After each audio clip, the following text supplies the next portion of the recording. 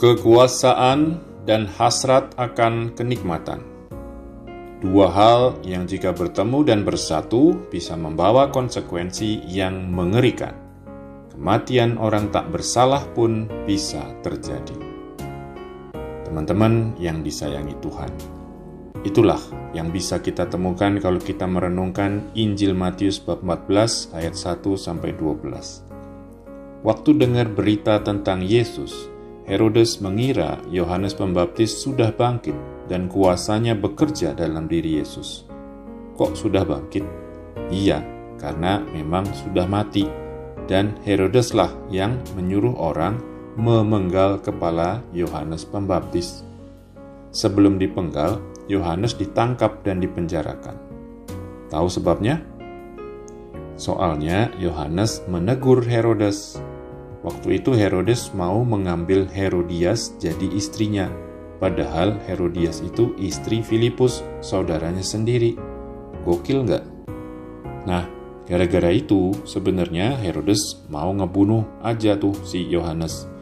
Karena takut sama orang banyak aja, dia belum ngelakuin itu. Teman-teman sahabat Yesus, akhirnya itu kejadian juga di hari ulang tahun Herodes.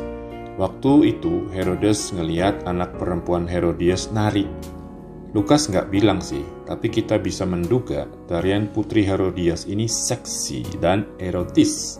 Sampai Herodes begitu terpesona dan bersumpah di depan para tamu yang hadir bakal ngasih apa aja yang diminta putri Herodias. Setelah dihasut oleh ibunya, putri itu minta kepala Yohanes Pembaptis di atas sebuah talam. Karena udah bersumpah di depan umum, gak bisa ngeles lagi deh si Herodes. Jadilah Yohanes Pembaptis dipenggal kepalanya. Teman-teman kekasih Allah, hati-hati ya, kita manusia emang cenderung pingin ngerasain kenikmatan. Tapi dari pengalaman dan kenyataan, kita juga pasti tahu kalau kecenderungan itu dibiarin, bahkan dipelihara dan diakomodasi, konsekuensinya bisa fatal. Kalau kita ngutamain kenikmatan, sampai kenikmatan itu menguasai hidup kita, mengatur segala tindakan dan keputusan yang kita buat, hidup kita bakal kacau. Malahan, hidup orang lain juga bisa ikut kacau. Makanya, kecenderungan itu mesti disadari dan dikendalikan, supaya nggak sampai menguasai dan mengendalikan kita. Kita harus belajar mati raga atau laku tapa, supaya bisa mengendalikan diri kita dan tetap pada keseimbangan yang sehat dan wajar.